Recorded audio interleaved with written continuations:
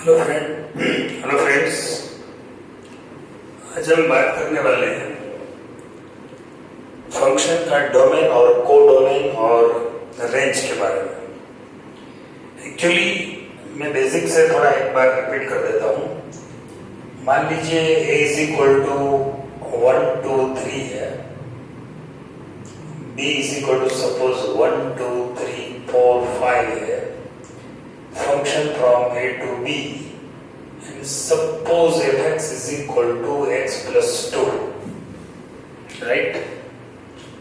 अब क्या है कि find the range of the function, find rf। तो इस एग्जाम्पल के जरिए मैं आपको डोमेन, कोडोमेन और रेंज की एक बार जानकारी देना चाहता हूं।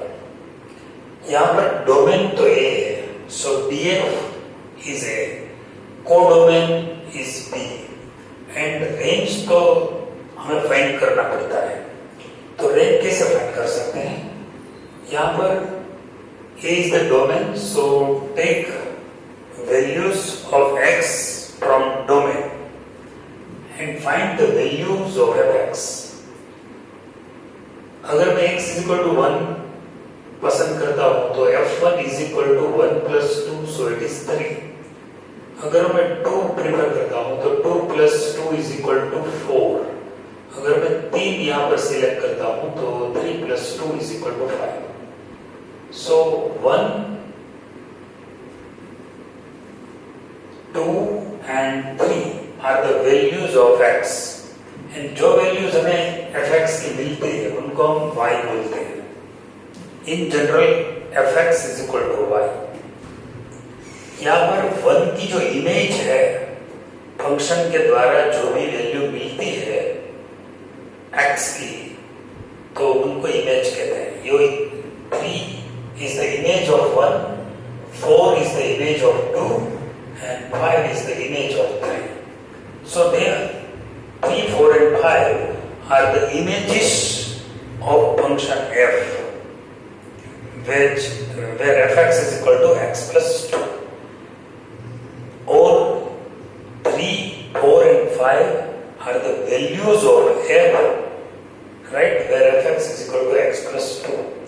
तो ये जो वैल्यूज हमें मिलती है, इस वैल्यू 3, 4 and 5 जो वैल्यूज हमें मिली है, उस वैल्यू का जो हम एक सेट बनाते हैं उनको रेंज कहते हैं। तो range of f is equal to 3, 4 and 5। So domain is A 1 2 3, codomain is B 1 2 3 4 5, and range is 3 4 and 5। यहाँ पर आप देख सकते हैं range is the subset of codomain। Range is always a subset of codomain or equal to codomain। rf is always subset or equal B। range कदापि, मतलब range b से ज्यादा नहीं हो सकती। रेंज वाला सेट है इज ऑलवेज सबसेट और इक्वल टू कोडोमेन। कोई भी ऐसा आपको किस्सा नहीं मिलेगा, कोई भी ऐसा सब नहीं मिलेगा जिसमें रेंज का जो वैल्यूज है, रेंज का जो सेट है वो कोडोमेन से ज्यादा मिला हो। ऐसा अभी तक तो नहीं हुआ। अगर ऐसा हो जाता है तो समझ लेना आपने एक गलती कहीं ना कहीं कर दी है, तो ऐसा बन सकता है, वरना ऐसा नहीं बनेगा। तो RF is equal to 3, 4 and 5, this is the range। ये हम इस तरह भी डिनोट कर सकते हैं। अगर हम 1 प्लेस करते हैं तो 1 F1 order pair, 1 F1 right first order pair, 2 F2 second order pair, 3 F3 third order pair.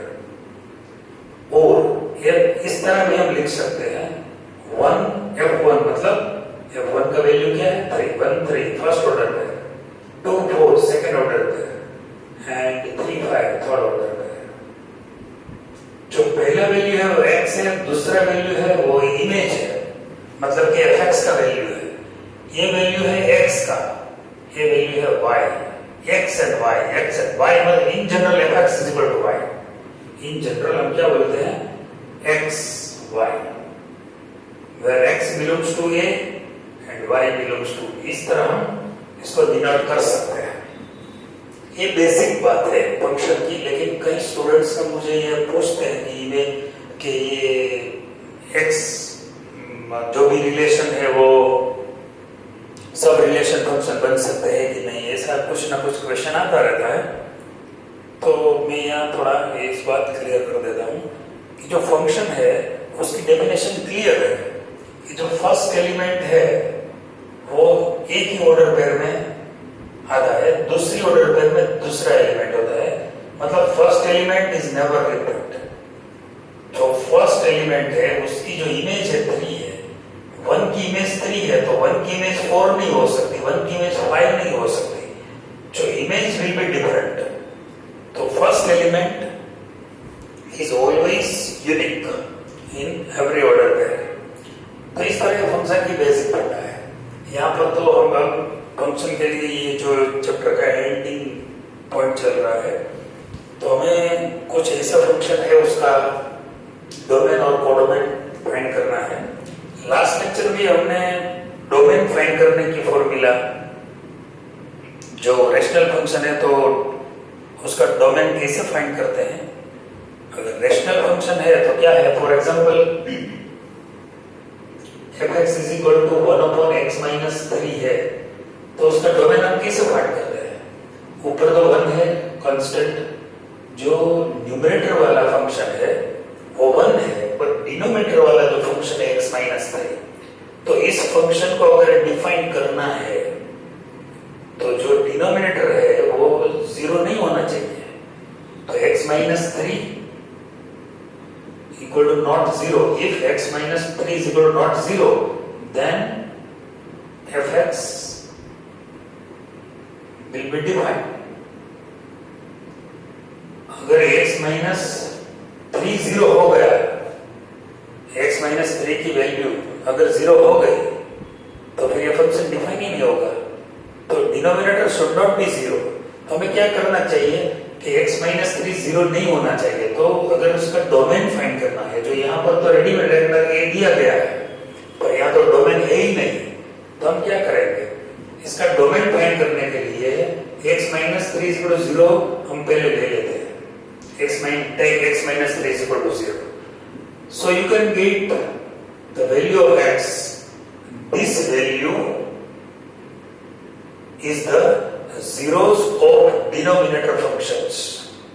कोई भी जो डिनोमिनेटर फंक्शन है उनका ये 0 है, मतलब उनका अगर हम x is equal to 3 लेते हैं तब जाके ये जो डिनोमिनेटर वाला फंक्शन है उसकी वैल्यू 0 हो जाती है, राइट। तो ये वैल्यू के आगे ये डिनोमिनेटर वाला फंक्शन 0 होगा, तो आपको ये वैल्यू नहीं लेना चाहिए अगर उसका डोमेन आप फाइंड करना चाहते हो।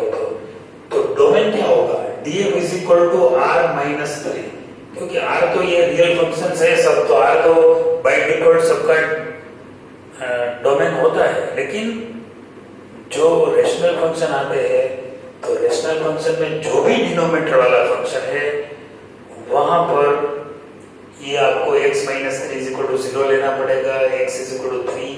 तो ये वैल्यू आप इसलिए फाइंड करते हैं कि हम ये जानना चाहते हैं कि x की किस वैल्यू के आगे डिनोमिनेटर फंक्शन बिकम्स 0। जहां पर भी वो 0 होते हैं वही वैल्यू वहां से मतलब वो वैल्यू हमको फाइंड करके वो r में से सब्ट्रैक्ट कर देना चाहिए। बस यही है डोमेन फाइंड करने का तरीका। यहाँ तो आज हम डोमेन और रेंज, लेकिन ये तो रेशनल फंक्शन की बात हो गई। अगर फंक्शन रेशनल नहीं है, पॉलिनोमियल है, तो बाय डिफॉल्ट आप x बिलोंग्स टू r मतलब डोमेन r ले सकते हैं। अगर फंक्शन है स्क्वायर रूट वाला तो और अलग तरीके से सोचना पड़ेगा। तो जो भी फंक्शन के हिसाब से हमें सोचना पड़ेगा कि इसका डोमेन क्या हो सकता है और उनका रेंज कैसे फाइंड किया जाता है। रेंज फाइंड करना कभी कभी कठिन भी बन सकता है, लेकिन जो भी टेक्स्ट बुक में सम है वो इतने ज़्यादातर कठिन नहीं है, तो हम टेक्स्ट बुक से स्टार्ट करते हैं और थोड़ा एक्स्ट्रा सम भी लेंगे।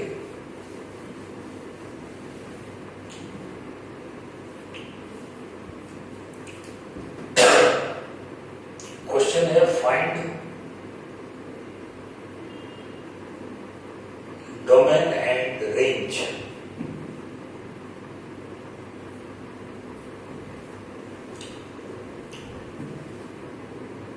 Of the real function.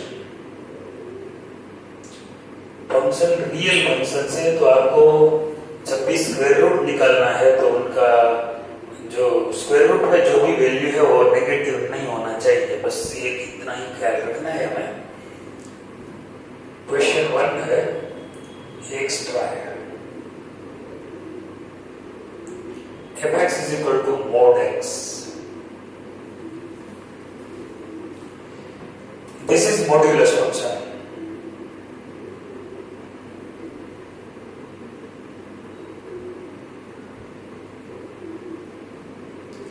आप जानते हैं कि मॉड्यूलस फंक्शन है, उसका डोमेन तो बाय डिफॉल्ट आर ही है।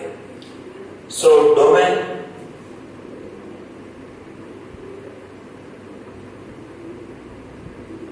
Is equal to R. अब हमें फाइंड करना है उसकी रेंज। रेंज क्या है? Modulus function is always greater और इक्वल 0. सो रेंज of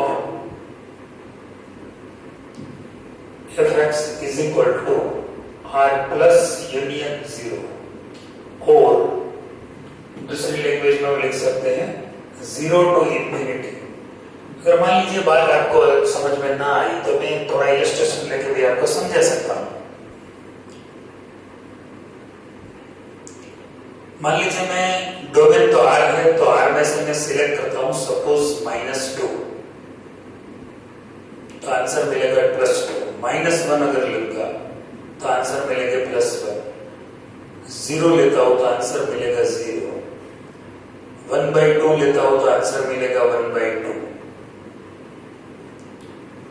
-√3 अगर लेता हूं तो आंसर मिलेगा -√3, सो +√3। तो आप देख सकते हैं कोई भी नेगेटिव आंसर नहीं आ रहा है। ये जो लिस्ट आंसर है, स्मॉलेस्ट आंसर है, वो 0 है। 0 से ज्यादा ही मिलेंगे सब। तो आप कह सकते हैं कि सो range of the function is r plus union 0। तो इस तरह भी आप डिसाइड कर सकते हैं, लेकिन ये तो बाय डिफॉल्ट है mod x ऑलवेज ग्रेटर और equal 0। mod x is equal to fx है, तो fx की जो वैल्यू है, fx मतलब y की वैल्यू से ही तो रेंज बनता है। y की वैल्यू अब जब सिलेक्ट करते हैं तब तो रेंज बनता है, तो रेंज वाला सेट यहाँ पर डायरेक्ट मिल जाता है। mod x is always greater or equal 0, so fx is equal to mod fx is always greater or equal 0. Yeah, fx is always greater or equal 0. In short, y is greater or equal 0.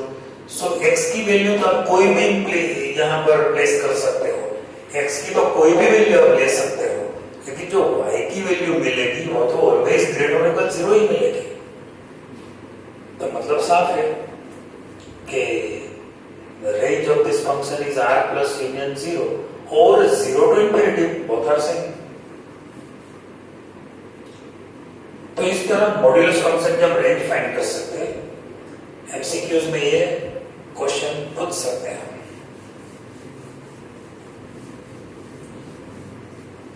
Question है text book का, वही question है लेकिन थोड़ा sign में different है। Example number 2 उसका first question और 2.3 में आता है fx is equal to -mod x। यहाँ पर थोड़ा हल्का सा एक चेंज किया गया है, आप देख सकते हैं ये मॉड्यूलस फंक्शन ही है, तो by default domain is equal to r। f is a modulus function, so df is equal to r। We know that mod x is always greater or equal 0, so the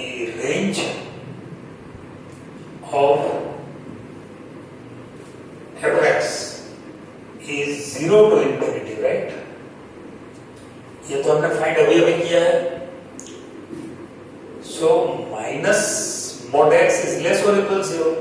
So the range of fx is minus infinity to 0. ये सीधा बदल जाएगा 0 to infinity, जो mod x greater or equal 0 है, इसलिए range 0 to infinity है. अगर mode के आगे माइनस आ जाता है तो ये रेंज बदल जाती है, माइनस इनफिनिटी टू 0 हो जाती है.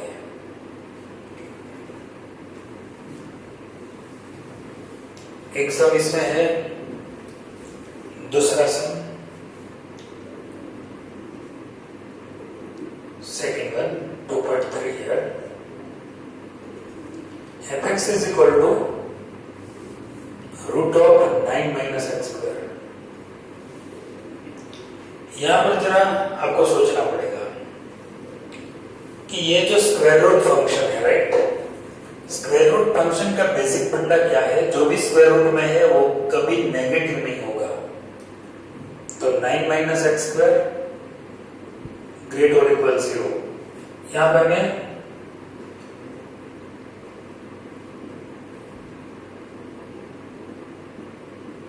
रेंज भी फाइंड करना है और डोमेन भी फाइंड करना है. पहले डोमेन फाइंड करते हैं. 9 minus X square, if 9 minus X square greater or equal 0, then fx will be defined. Otherwise ये डिफाइन ही नहीं हो पाएगा. 9 माइनस एक्स स्क्वायर की वैल्यू अगर 0 से कम है, मतलब लेस और इक्वल 0 है, लेस देन 0 है, ग्रेटर और इक्वल 0 चलेगा पर लेस देन 0 नहीं चलेगा. अगर इसकी वैल्यू नेगेटिव आ गई तो फंक्शन डिफाइन ही नहीं होगा. सो 9 x square minus 9 is less और इक्वल 0. मैंने 9 माइनस एक्स स्क्वायर को बदल दिया है, एक्स स्क्वायर माइनस 9 में पलट दिया है, तो यहां पर इनइक्वालिटीज चेंज हो जाएगी. सो एक्स स्क्वायर लेस और इक्वल 9, तो मैं यहां पर x की वैल्यू जो हो -3 और +3 के बीच में होगी, तब जाके ये इनइक्वालिटी सही होगी. x belongs to -3 to +3. x की वैल्यू -3 और +3 के बीच में है. अब मैं y की वैल्यू फाइंड करना पड़ेगा मुझे. y मतलब fx क्या होगा? अच्छा, fx is equal to y है, राइट. पहले आपको जब रेंज फाइंड करना है तो डोमेन मिल गया. So domain is equal to -3 to +3, right. अब डोमेन तो मिल गया, रेंज फाइंड करने के लिए थोड़ा स्टेप याद रख लीजिए. How to find the range.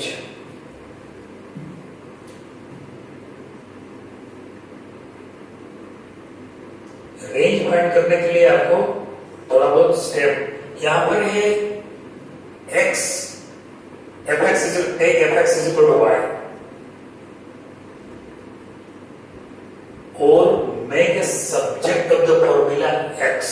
बस पहले ये काम कर दीजिए. What is fx? It is 9 minus X square is equal to y. So 9 minus X square is equal to y square. मैं स्क्वायरिंग बोथ द साइड कर देता हूं. तो 9 minus Y square is equal to X square. So x is equal to root of 9 minus Y square. अब फिर से ये नौबत आ गई. यहां पर 9 माइनस एक्स स्क्वायर था, यहां पर 9 माइनस वाई स्क्वायर है, लेकिन जो स्क्वायर रूट में उसको तो नेगेटिव नहीं होना है. तो again we can take again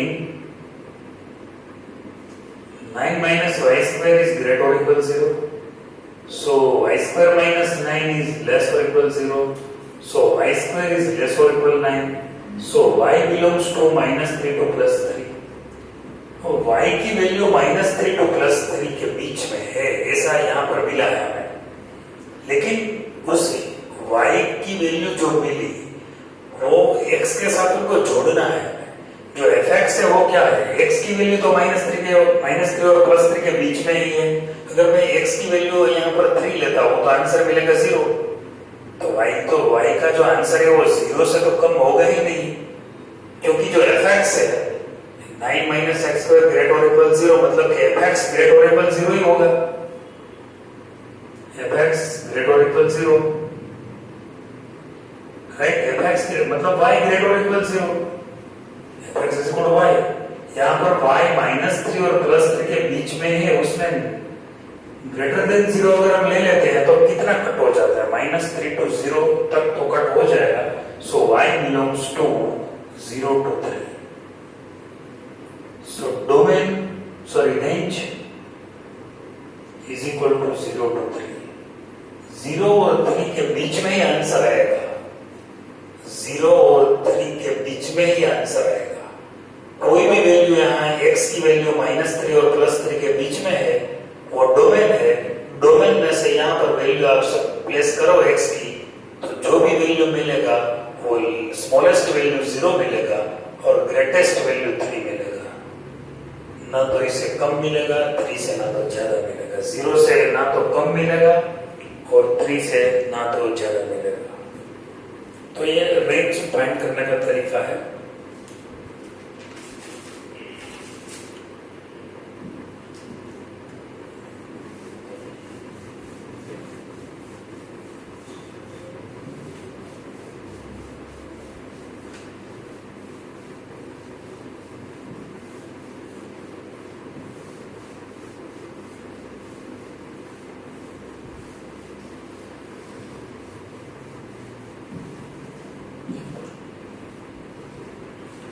example number 4 है,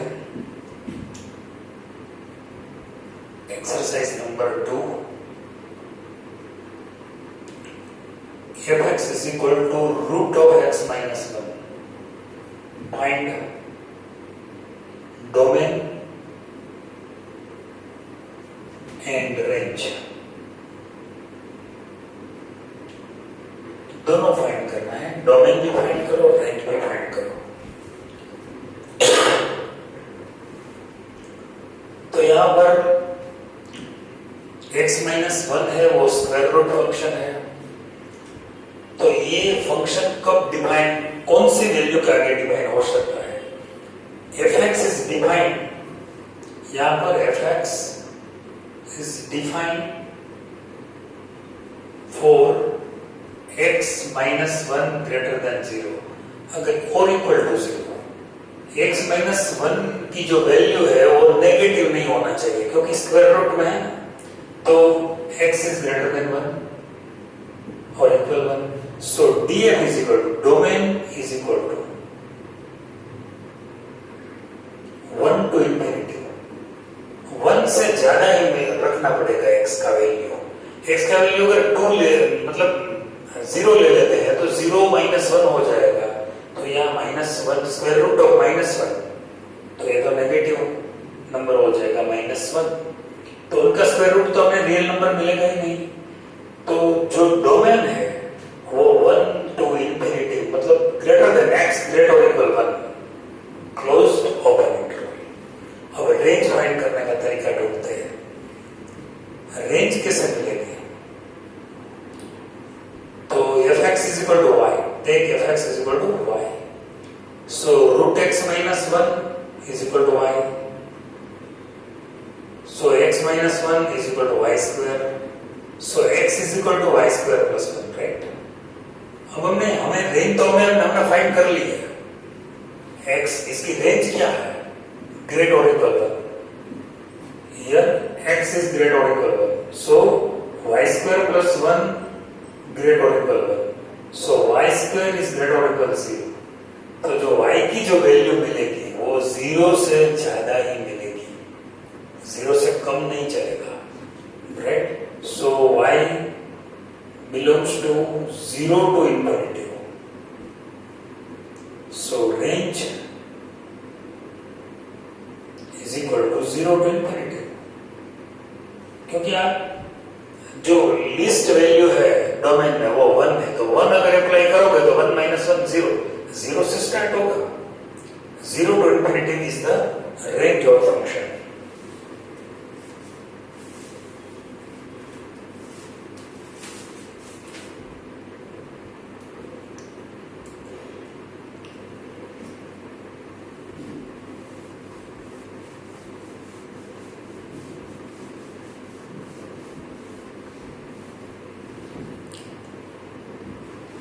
एग्जाम्पल नंबर 6 है,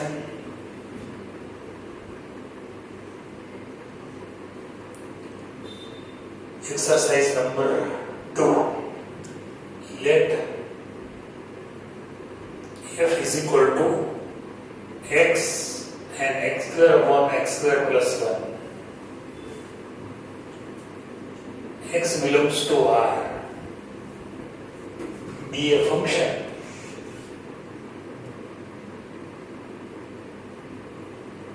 from R to R. Determine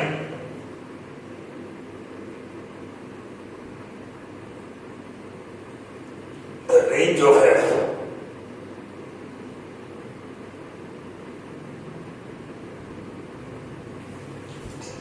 यहां सिर्फ रेंज फाइंड करना है क्योंकि डोमेन तो ऑलरेडी दिया गया है, कोडोमेन भी आर है, डोमेन भी आर है, F R to are.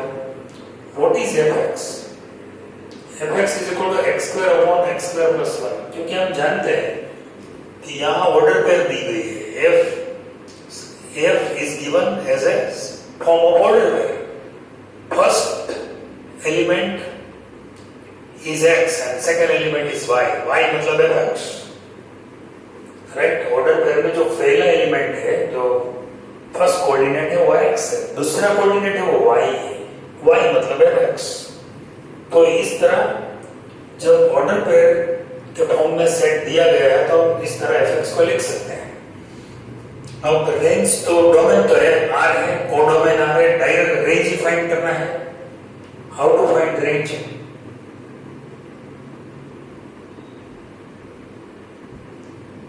Take fx is equal to y and make a subject of the formula x. Y is the subject of the formula here. Now you have to make subject of the formula y. मतलब x y. तो x square is equal to y x square plus x plus y. यहाँ पर x square minus x square y is equal to y. x square common है तो 1 minus y is equal to y. So x square is equal to y upon 1 minus y. So x is equal to square root y upon 1 minus y.